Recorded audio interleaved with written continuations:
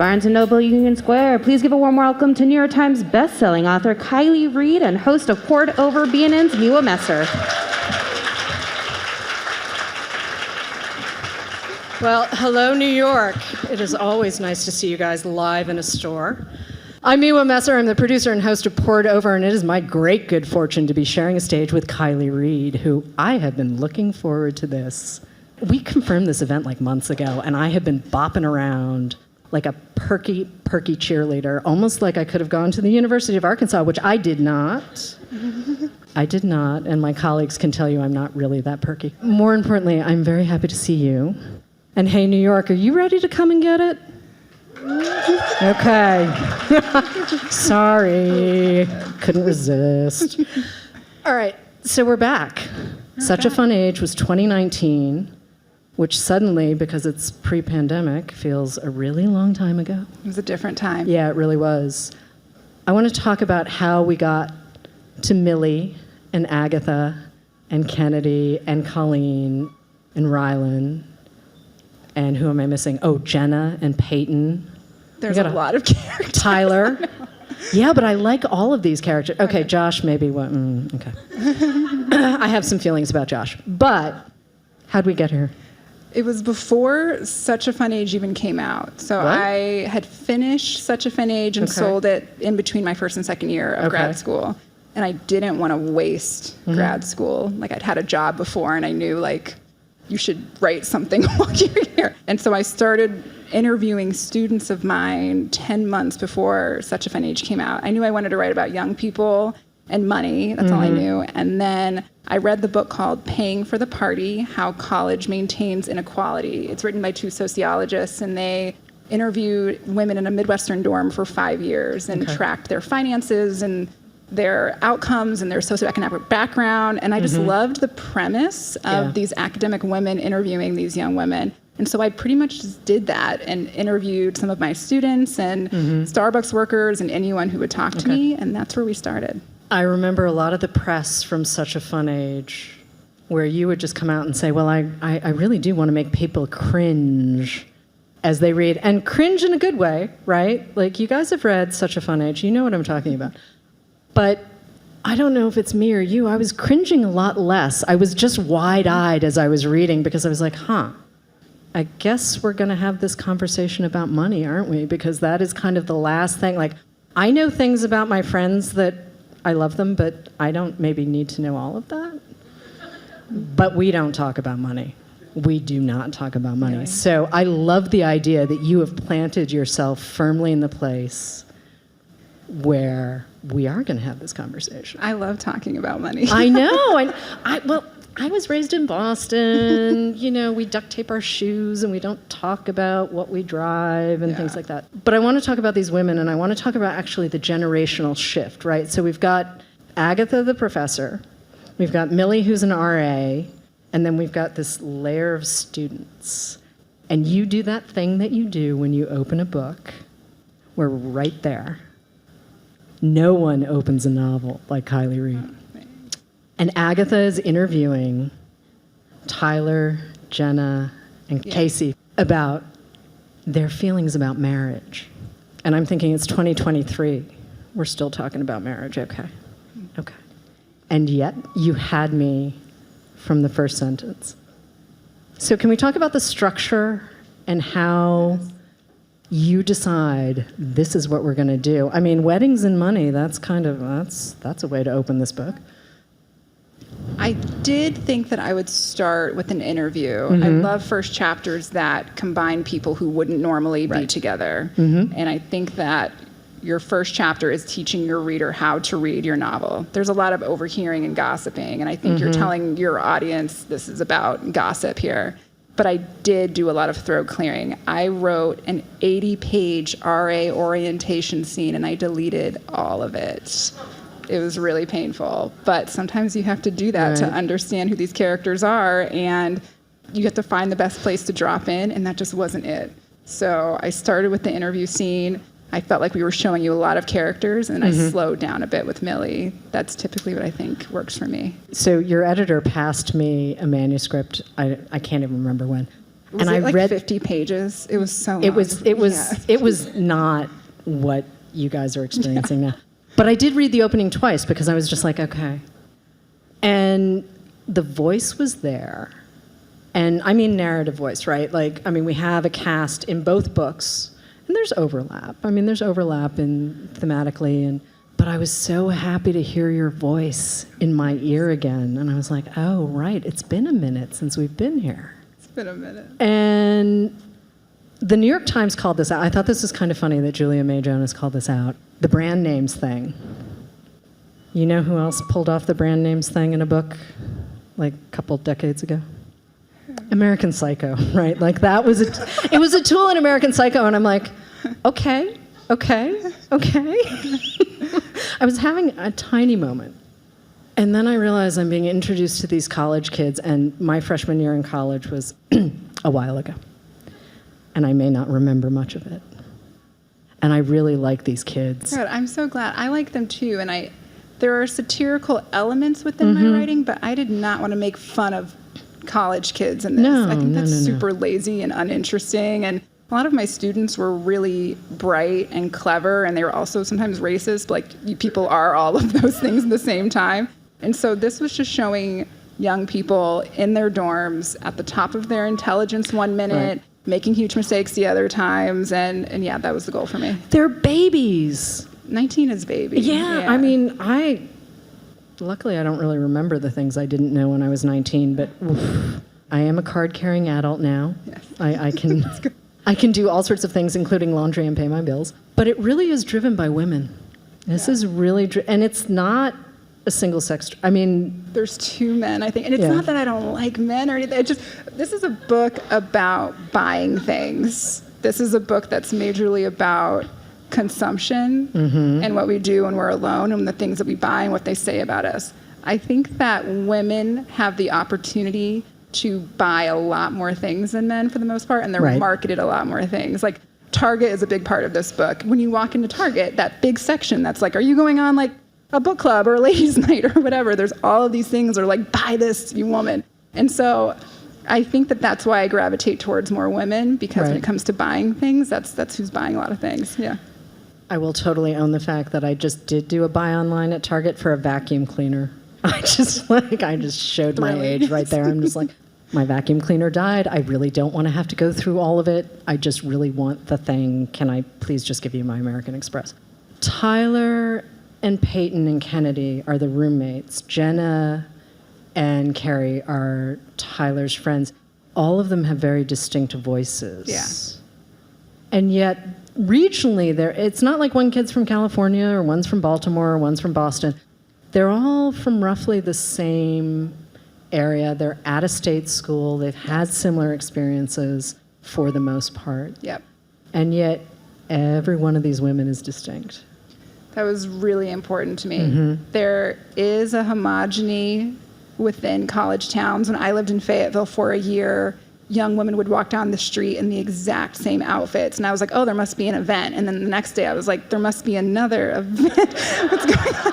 And they just all dress the exact same way. And I learned it was called lampshading, where you wear a big t-shirt and then little shorts underneath and your body's like a lamp or whatever.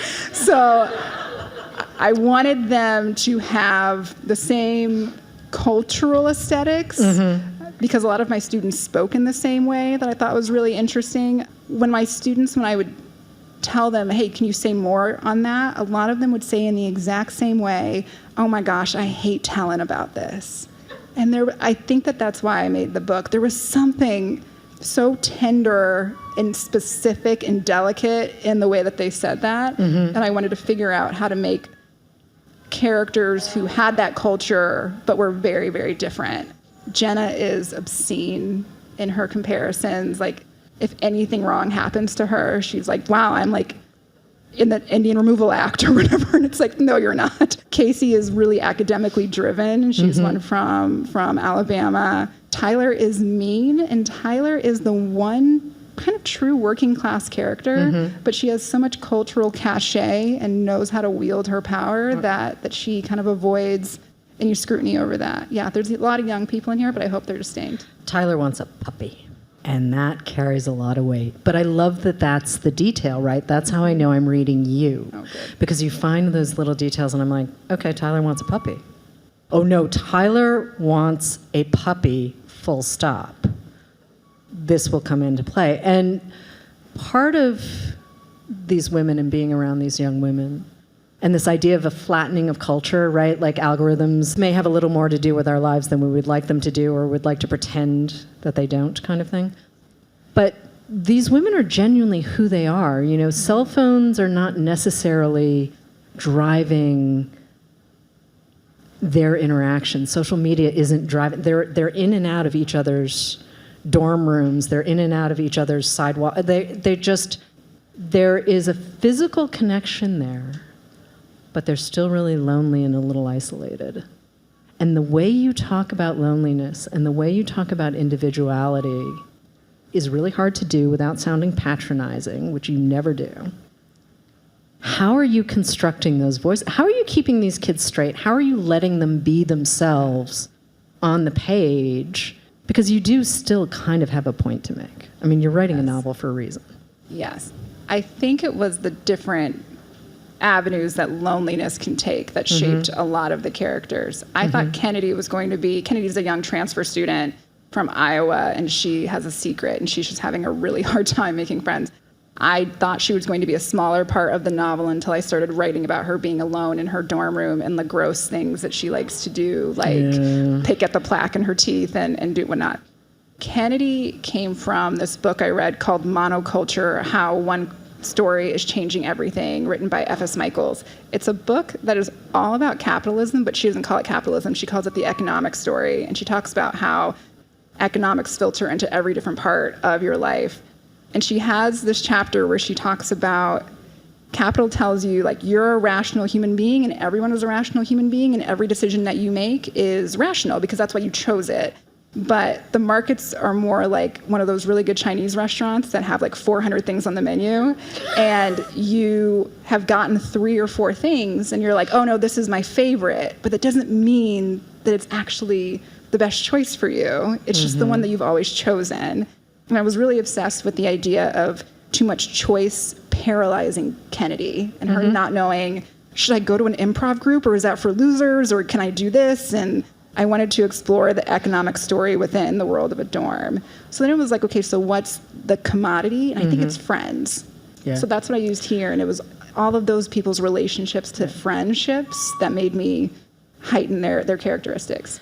And then we have Agatha, who is nominally the adult. She's the visiting professor.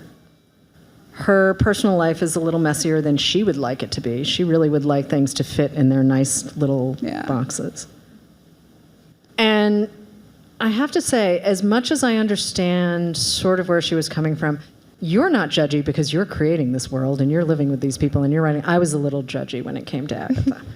I was a little judgy. Because here you are, nominally the adult in the room, right? Like an RA is 2 steps away from being a child. A 19-year-old is a child. And Agatha is theoretically she has a PhD. She's theoretically the adult in the room, and she is not adulting. And it comes a bit from money panic. It comes a bit from a power dynamic where she's afraid of becoming irrelevant, right? But Agatha. Can we talk about Agatha for a second? I love Agatha. I know. And this is and I'm delighted that you love Agatha because then I got a great character to read. But I'm really looking at her going, you're the adult. What are you doing? I wanted to have 3 characters that had 3 really specific relationships to money. So Millie is saving, hustling all the time. Kennedy doesn't think she has a relationship to money. She thinks she's kind of like unpolitical in that way, but she has a deep connection to money, especially when she's like having a panic attack. And Agatha is just splurging. She has money and she's spending it and she finds herself thinking all the time, I can do whatever I want.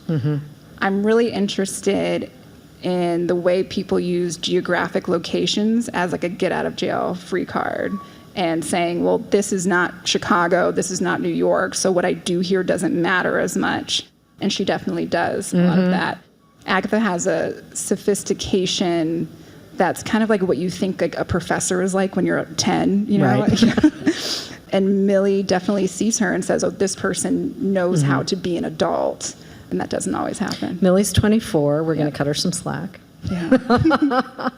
But I really did appreciate the balance between sort of these younger kids, the college students themselves. And I'm rooting for Millie. I'm rooting for Millie in the way that I was rooting for Amira in Such a Fun Age, where I'm like, I remember being that age. I'm really glad I'm not that age. I'm really glad I have not been that age for more than a minute. But there's something about your early 20s, right? Because they're peers. I mean, we're talking 24, 25 on the cusp of 26.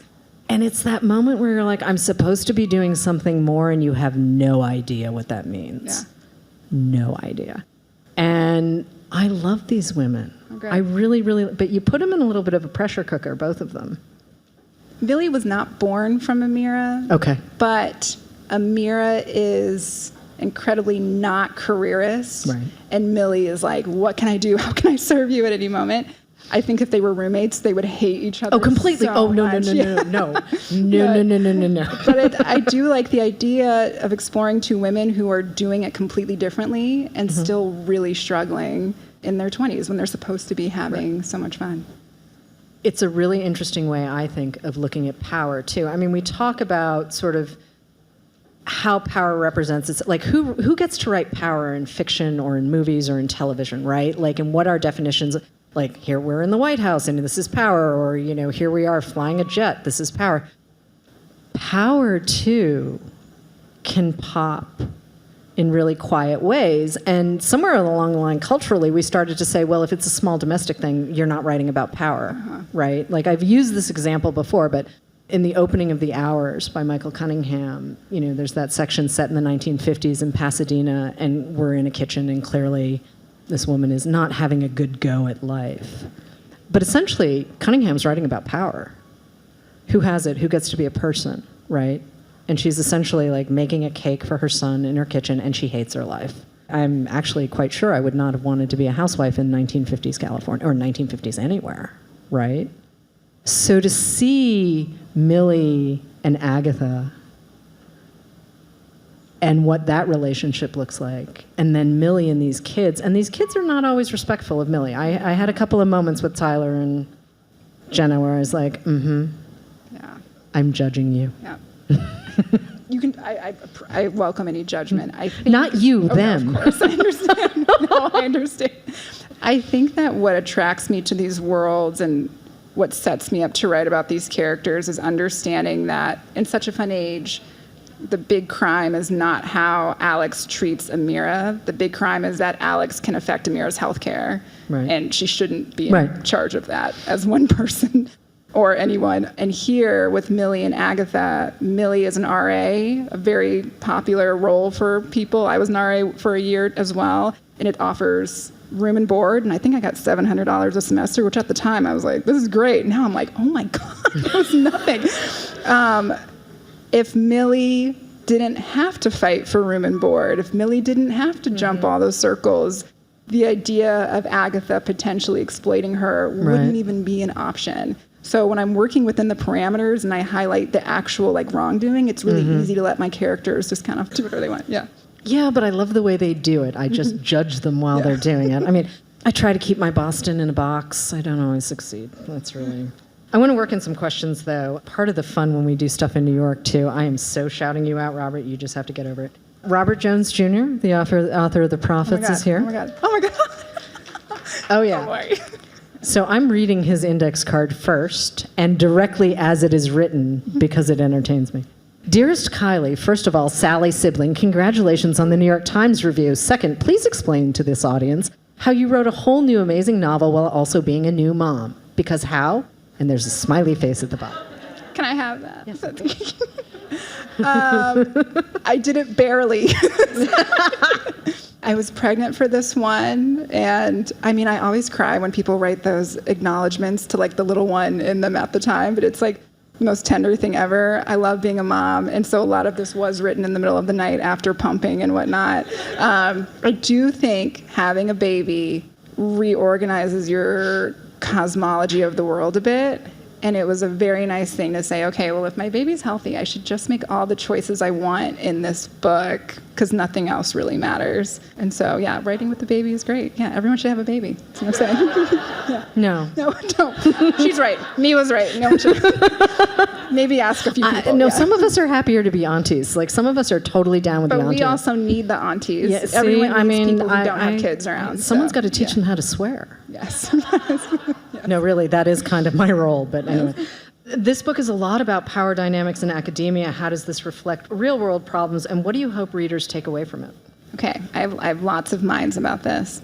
I'm of the mind that a novel should not leave you with a thesis, and a novel shouldn't tell you one thing, and that you shouldn't leave being like, did I read that right? Did I get that right? I think a novel should reflect the deep parts of human behavior in such an accurate way that like a wormhole forms and you're like, oh my God, I know that person, or I've done that, or I've seen that, or I can see that gesture. That's what I think a novel is supposed to do. I don't think it's wise to theme your way into a novel and start by being like, I'm going to write about how slavery is bad. And it's like, duh, I don't know. Like, you got to do a little bit more than that. And I also just don't think that that's like convincing if you have a really beautiful depiction of like a fully fledged character who also happens to be a slave. I think that that's more intense and believable. When it comes what I want people to leave from this book, when I pick up a book, I want to be entertained. I want to recognize people. Someone told me, oh, I knew a Peyton and her parents would drive 4 hours to have lunch with her, and then they would drive back to wherever they were. And that's truly what I want. I think a novel should make you remember people you thought you forgot so long ago. I love when my books make people think about healthcare for however they're thinking about it. I hope that my novel keeps people up a little bit late. And I think that finding yourself in a novel is very important, but I also think forgetting yourself is even better. I need to forget myself. I read quite a lot, and I read very quickly, and I read to blow up my world and make it bigger. That has always been the thing for me. And that's partially why I was so happy to hang out with college students in my dotage. I have some baby cousins who are in their early 20s, and I don't get to see them as much as I would like. But, you know, there's this generation gap, right, that we're having in a really, and it's not just money, and it's not just class, and it's not just race, and it's not just gender. It really is a straight-up generational moment where everyone's kind of looking at each other going, I don't get it. I mean, my friends are having this with their kids in their 20s where they're just like, and I'm looking at them going, but they're yours. And sitting in this world of come and get it with these kids and Millie and Agatha was great. I was having a really good time, even when I was kind of raising an eyebrow, and I'm like, Okay. And the thing is, I went to college in a time where no one had a cell phone. You know, have any of you seen everyone posting the photos of you at 21? Yeah, mine are on paper. Not doing that. And it's kind of fun to be like, yep, don't even know where those pieces of paper are. So the idea that these kids have been living online in a way, right? They're part of the world in a different way.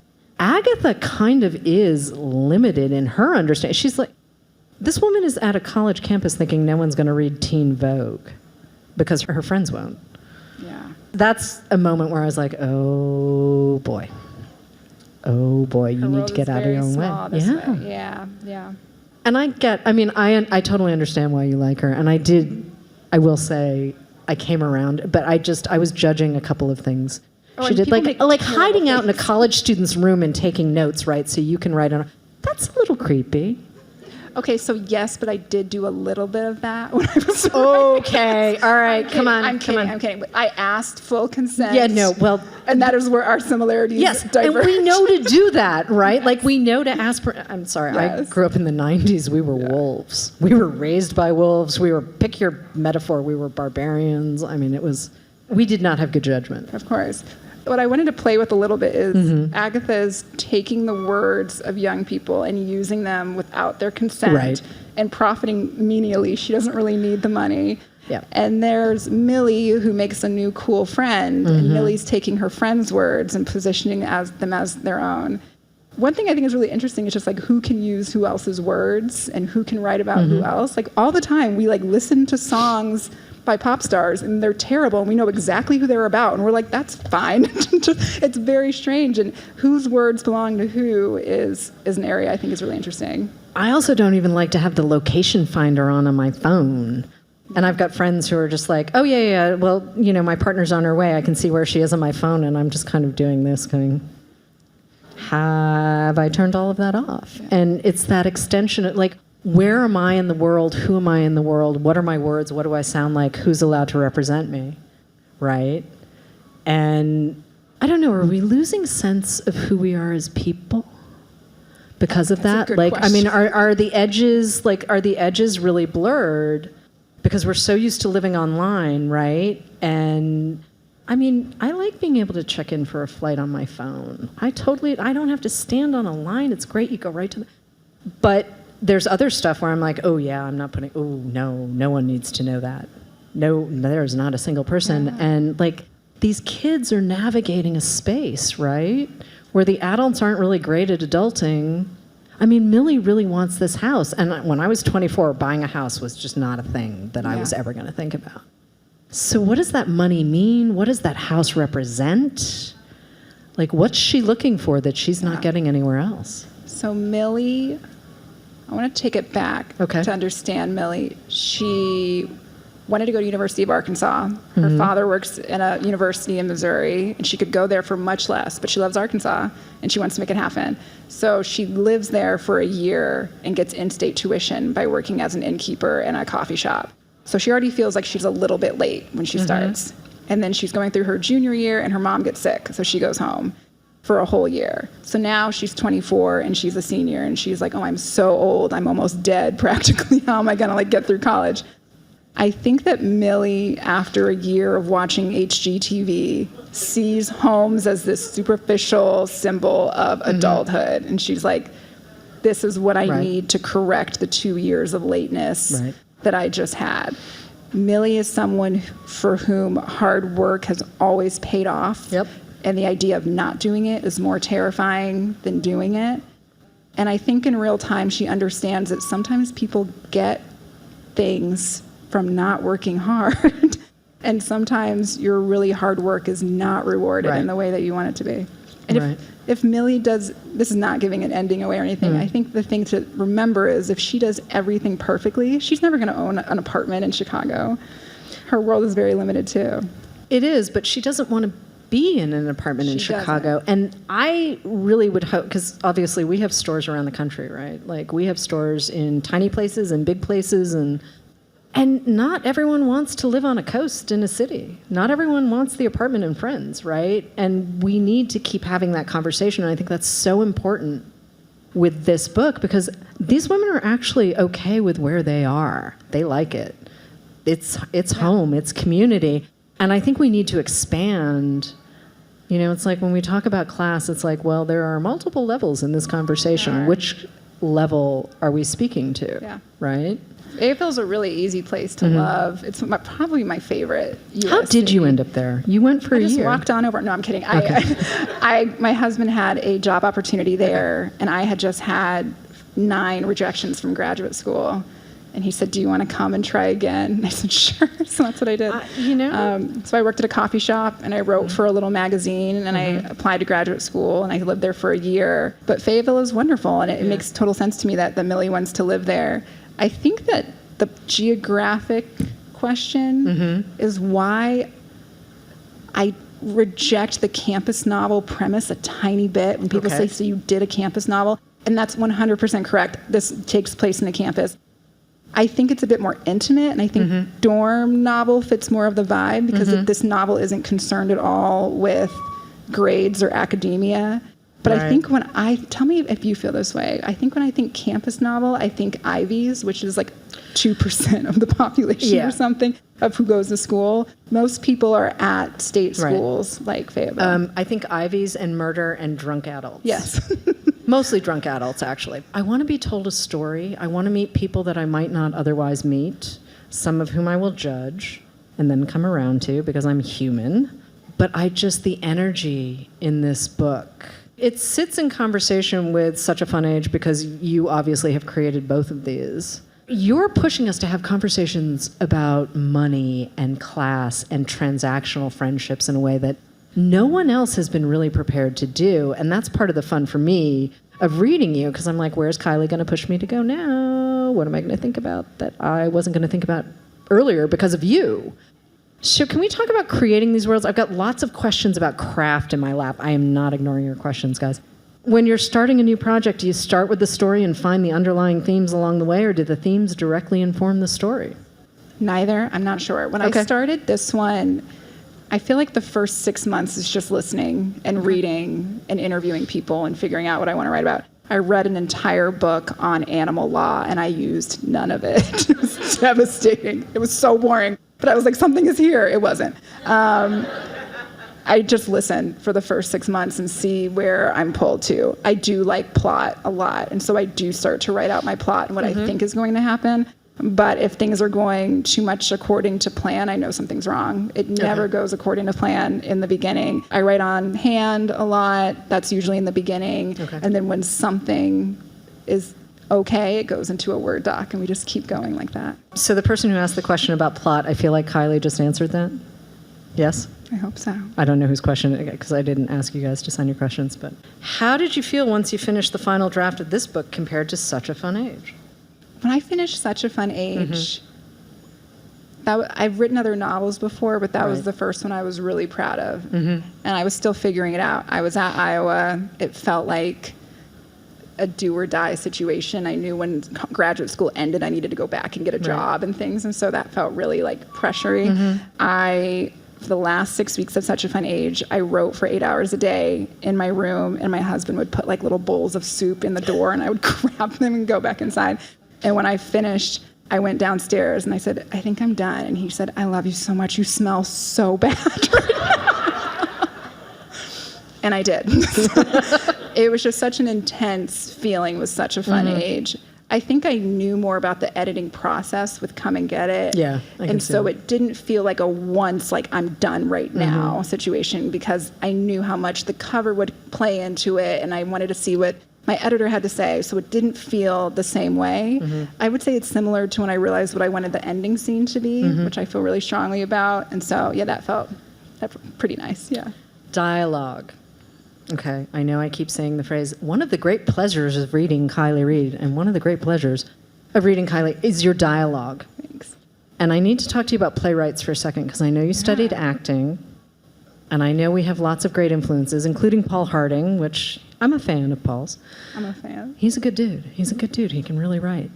But I want to talk about playwrights for a second, because I think there's a very long list of playwrights who have influenced how you see character, or at least that swing, right? Like there's something in the rhythm, right? In the cadence of the dialogue, and the story is always moving forward, and not everyone can do this. I wish everyone could do this, but not everyone can do this. Can we talk about that piece of the process? Yeah. I went and got a BFA in theater. That's humiliating. Okay. And I read a lot of Noel Coward, Chekhov when I was in school, and just it's all about rhythms. I ended up making up my own monologues and just lying to my professors and telling them, like, oh, I found this in this black thing. And they were like, oh, yeah. That's right. And they would just let me do them, because I just told them they were fake plays. I love that story so much. I would say, like, oh, this is from Living Single. And they'd be like, yes, I'm familiar. Yes, that is totally fine. I probably should have known. I should have been writing then. But now I love Annie Baker so much. The Flick and John are two of my favorite pieces. And when I can hear people talking in a way that real people talk, and I feel like I'm hearing something I'm not supposed to hear, something kind of goes off in me a little bit. I think that when it comes to young people, it was a real challenge to make sure I was depicting them correctly and also showing them at the top of their game. We do not speak well as humans. Humans speak terribly. And when you're like transcribing something, it's like, oh my God, no. We transcribe the show. Yeah. We do a lot of work before you guys see it online, because oof. Yeah, it's a nightmare. Ooh. Wow. Yeah. Understanding how to add those things while making it readable was a big challenge. But dialogue is obviously one of my favorite parts of telling a story. Yeah. I feel like I'm eavesdropping whenever I'm in your world. And sometimes it's a little uncomfortable, straight up. And sometimes I'm just like, oh yeah, this is why I read. Because I get to hear all of these things that I would never be party to otherwise. I went back, and this time, when I was rereading Such a Fun Age, this time I actually listened to it on audio.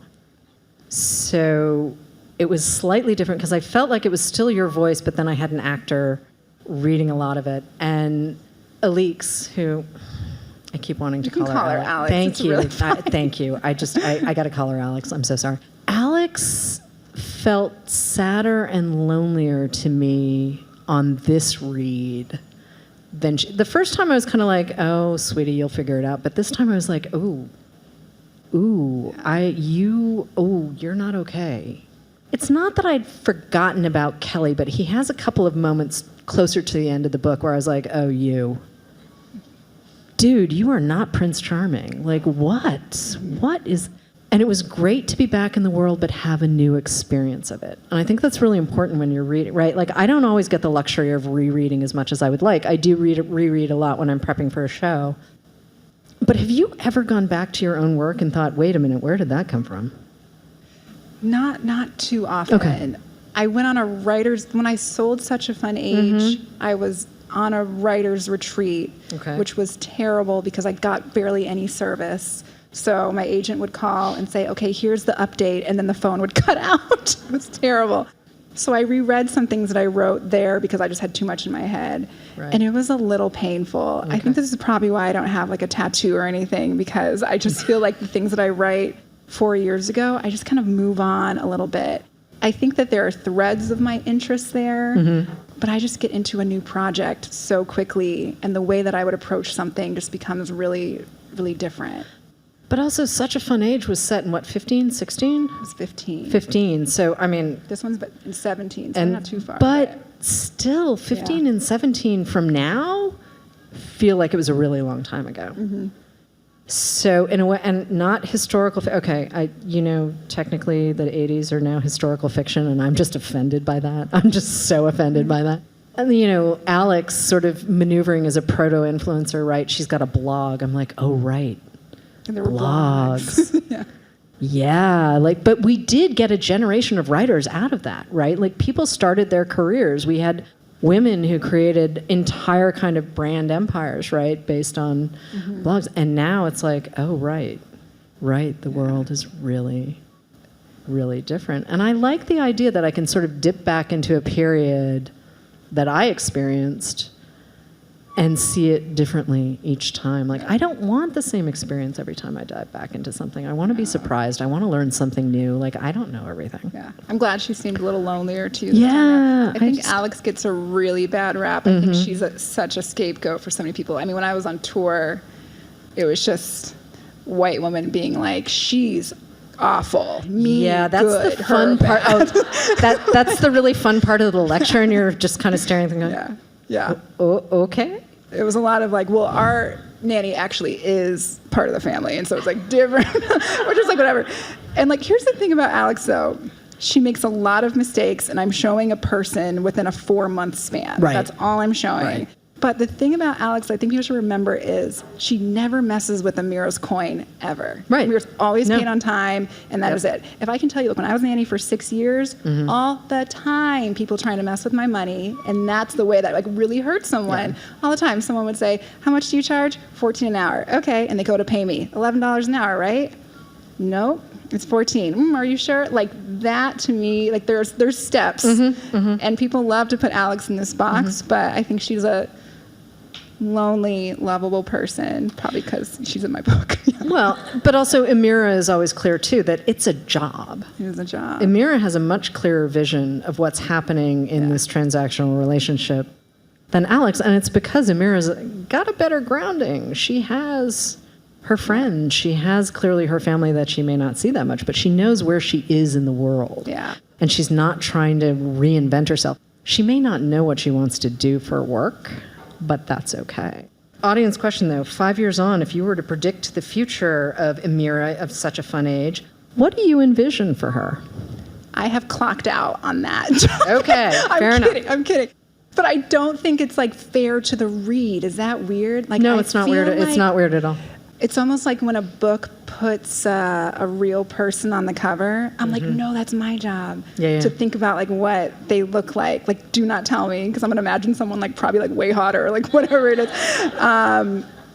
When I finish a book, I really try and finish it and not mess up anybody else's read. I did, if you can believe it, end Such a Fun Age by jumping 12 years into the future in the first draft, and it was. It sounds very first draft. Yes, it was. Sounds very my first agent draft. was like, let's try that again. And I'm glad we did. So I try and really cut it off. When it ends, and then I start the next one. Yeah. A bunch of different people are asking what advice you have for people who want to be writers. For people who want to be writers. Yeah. Okay. Read nonfiction, I would say.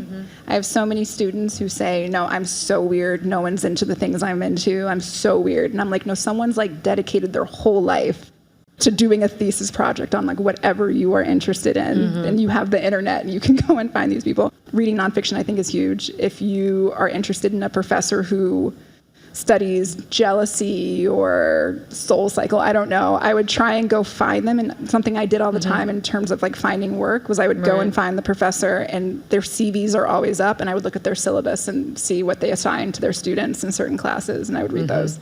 Protecting your time, I think. Yeah. I worked at an office here in New York, and every Friday I would stay in the biggest conference room and like order myself dinner, and I would just write no matter what.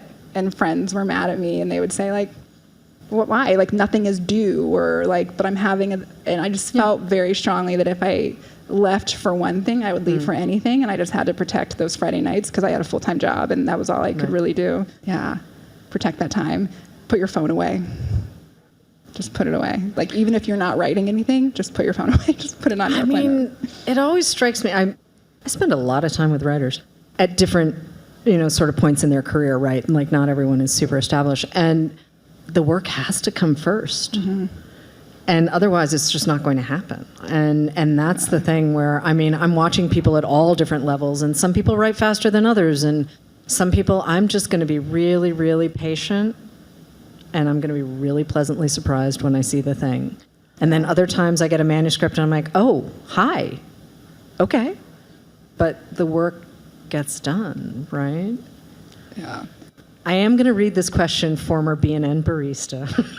I'm totally going to read this question. I don't know who you are, but not a question, but a compliment, even though it's not a question. I'm reading it anyway. As a former BNN barista, I cackled at the conversational correction from, wait for it, Starbucks to Barnes & Noble Cafe.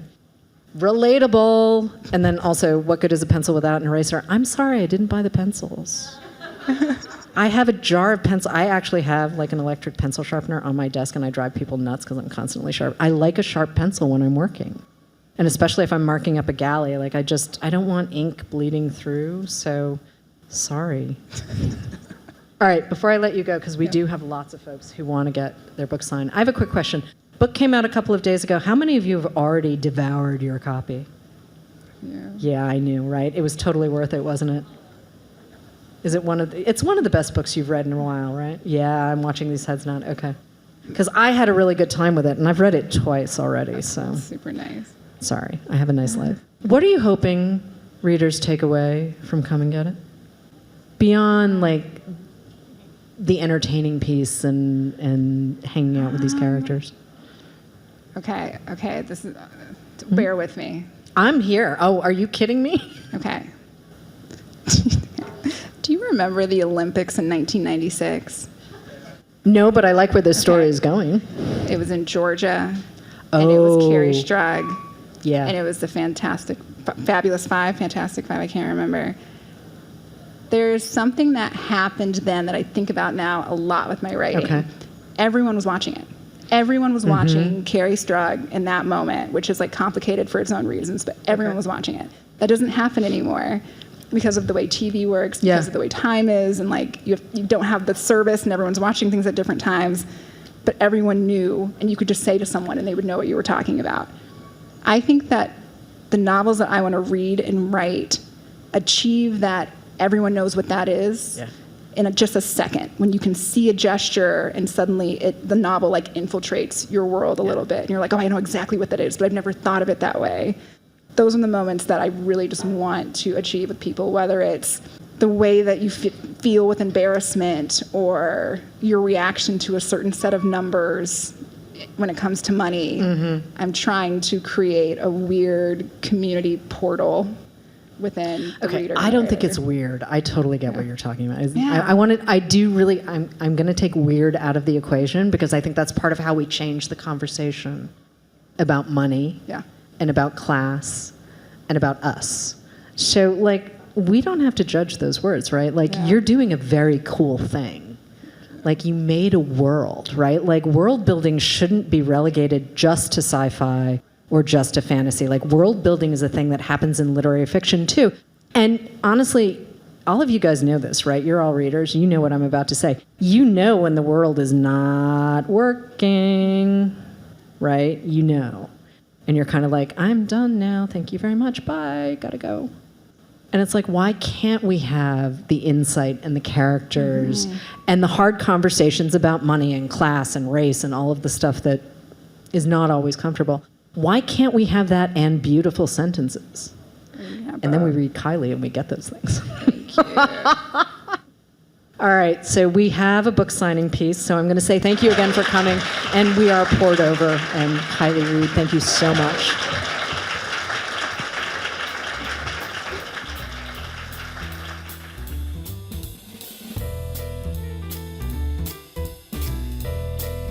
Thank you for listening. Poured Over is a Barnes & Noble production. To help other readers find us, please rate and review the show wherever you listen to podcasts.